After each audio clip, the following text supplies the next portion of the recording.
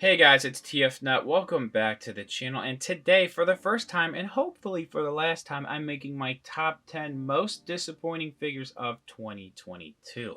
Before I do the best of the year for me tomorrow, I wanted to get through what I wasn't really all that happy with this year. Now, I do want to clarify something before I keep going. This is a disappointing figures list. I'm not saying that these figures are objectively bad. If there's anything on this list that you guys ended up liking this year, awesome. More power to you. I am not here to invalidate anyone's opinions. I'm just giving mine as to why I was disappointed.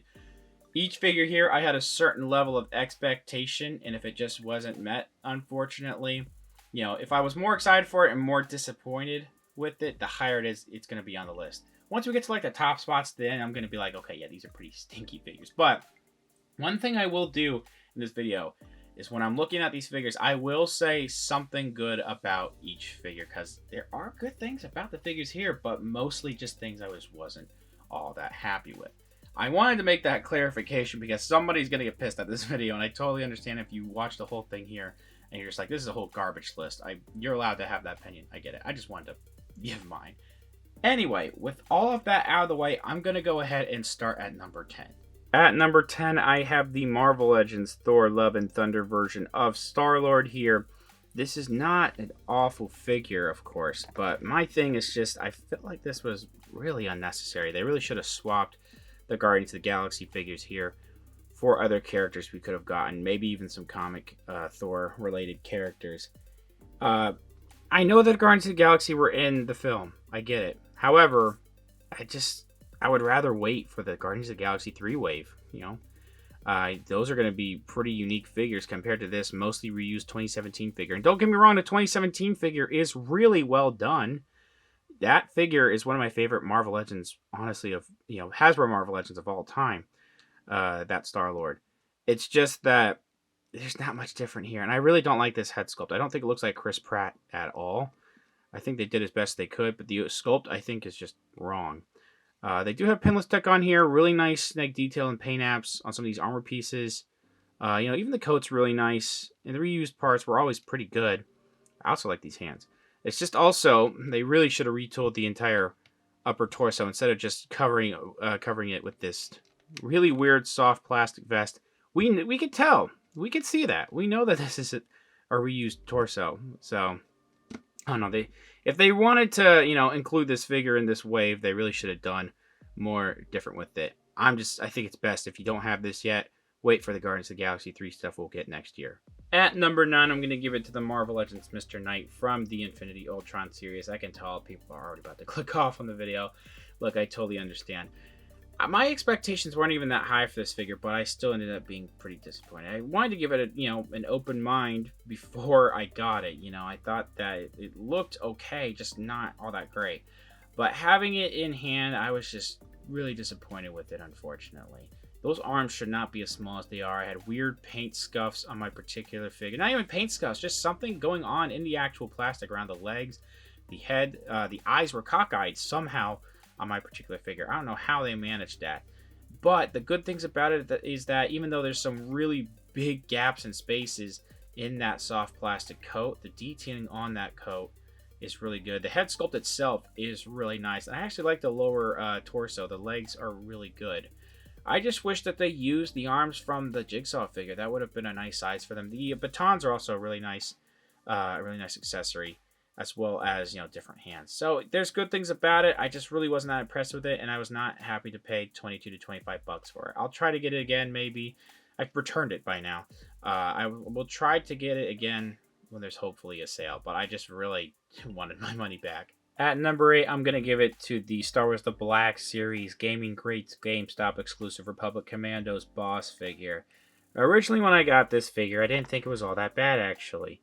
Here's the thing, though. Now that I've had it and have had time to think about it, this really is highlighting a problem with the current Black Series line. A pretty big amount of laziness, if you ask me. This is very much just a hunter figure.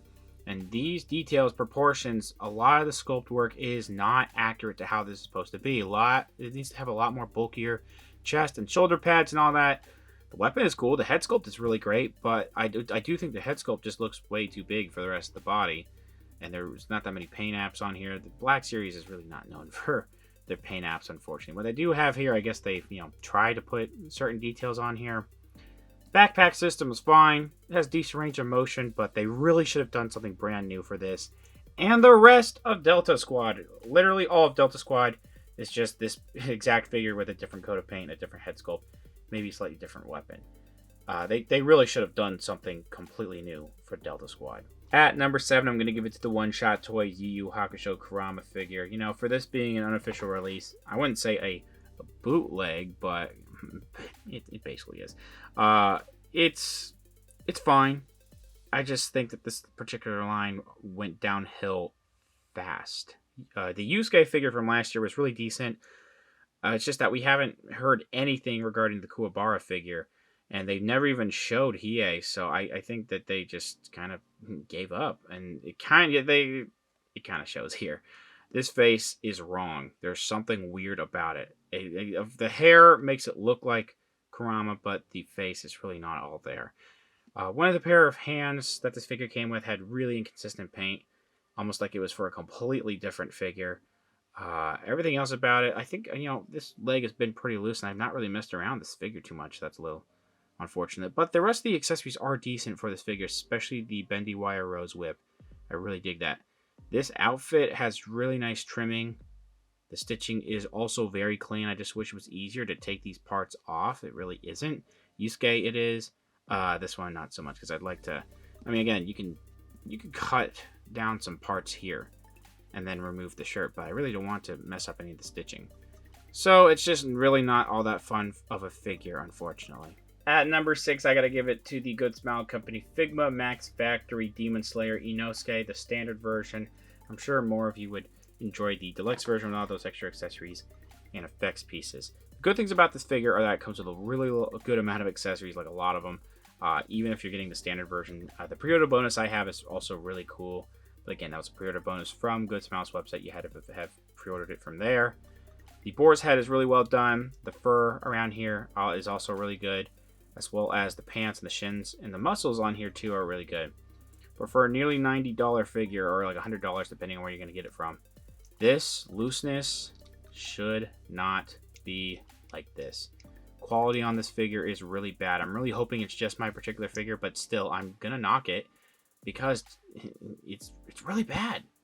I know this could be a relatively easy fix, but I really shouldn't have to do that. The quality should just be fine. I feel like, Figma, their quality is just wavering in some areas.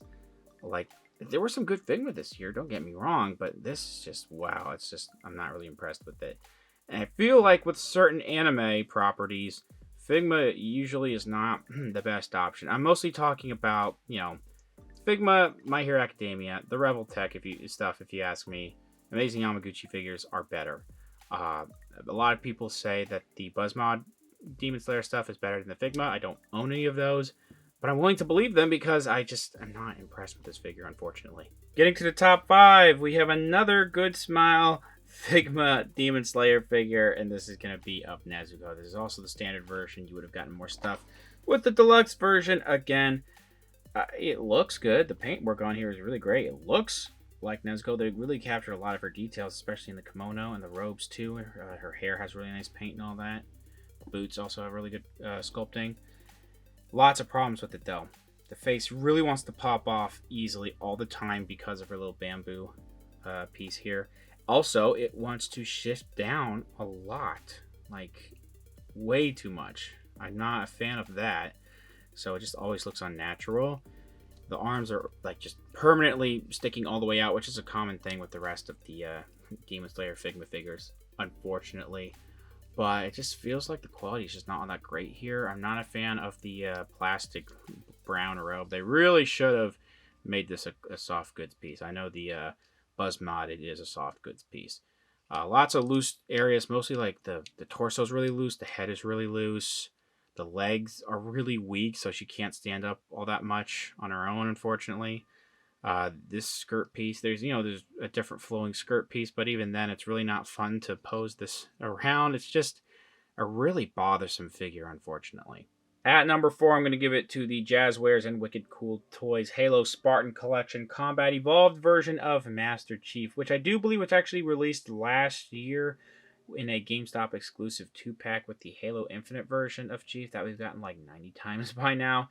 Here's the thing, in 2020, I gave that Halo Infinite Chief like the number 10 spot. I actually really like that figure, but unfortunately I feel like this line kind of went downhill. I don't think the quality is all that amazing. The sculpt work on these are decent for what they are, and I'm glad that we have these bigger scale domestic Spartan figures.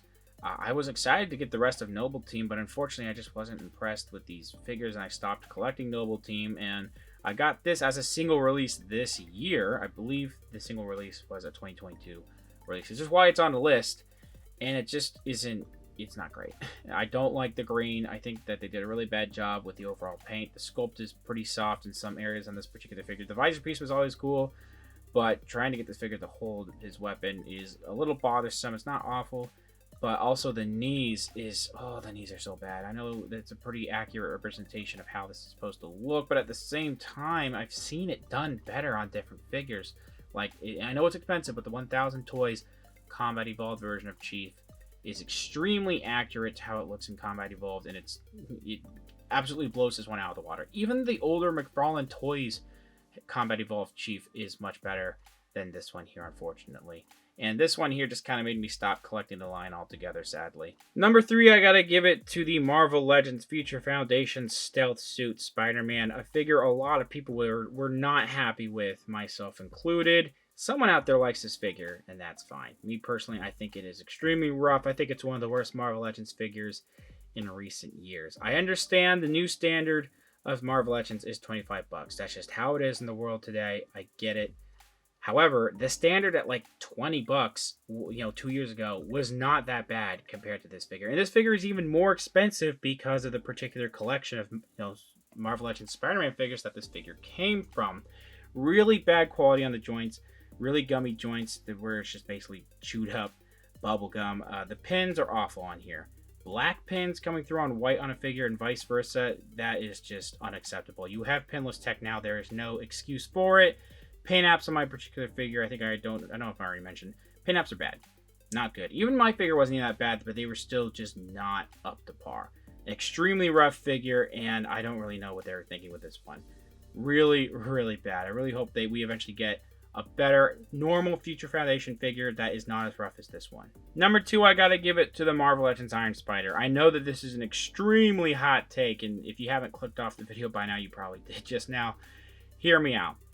This one is above the Stealth Suit Future Foundation Spider-Man because of the fact that Iron Spider is such an awesome design. I've been waiting for an updated Iron Spider Marvel Legends figure for years, and once we finally had it, I was extremely disappointed with it, especially the price. They were absolutely price gouging. You cannot convince me otherwise. There was no way that these barely articulated arms for this figure cost $10 more. And it's not even all the way articulated where it should have articulation. No paint on those arms. No paint on the red. The way that the red came out was super inconsistent. It was different shades all around this figure. The head sculpt's fine. The gold on this figure is fine as well. The pieces around the ankles and the wrists are fine too. The articulation is good, I guess. But I just was not happy with it. Not worth the overall price that it was.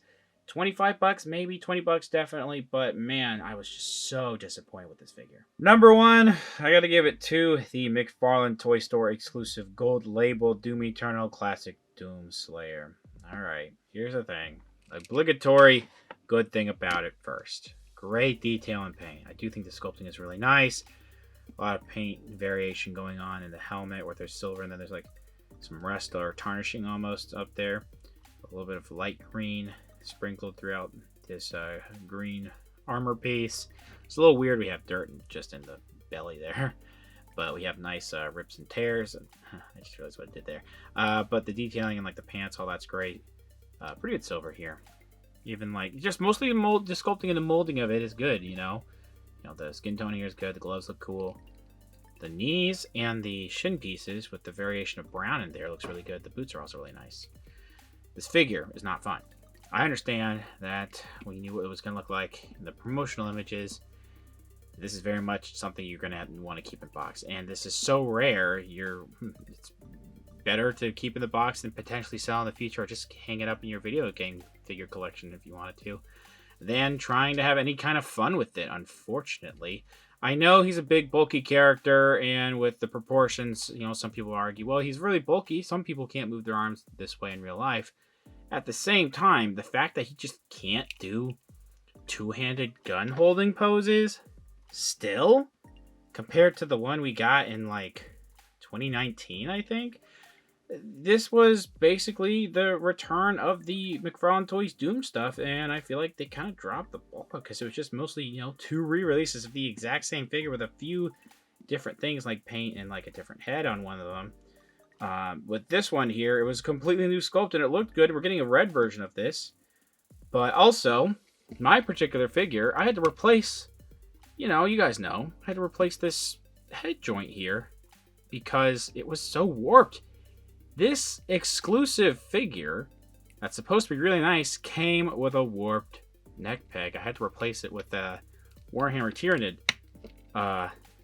head right there, or neck peg, I should say. Also, it's really hard for him to even hold his own weapons. So we have a shotgun here, and the grip in the hand is so tight. It's just absurdly hard to get it in there. You can get it. This is the gun that's the easiest to get it in with. This doesn't come with any of their guns. They could have given us more, new guns, not the same shotgun that we get over and over again in this line. None of the McFarlane Toys weapons are going to work really well because of the small grip. And again, he just can't do two-handed poses. It's disappointing. I just feel like sometimes with the McFarlane Toy stuff, it feels like cash grabs for their other lines. It really felt like it here. I'm not saying that's exactly what it is, but it just feels like it.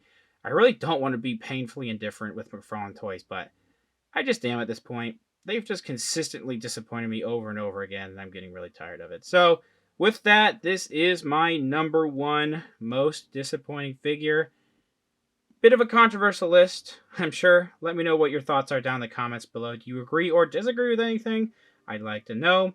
Thanks again. Tomorrow is going to be my top 10 favorite of the year.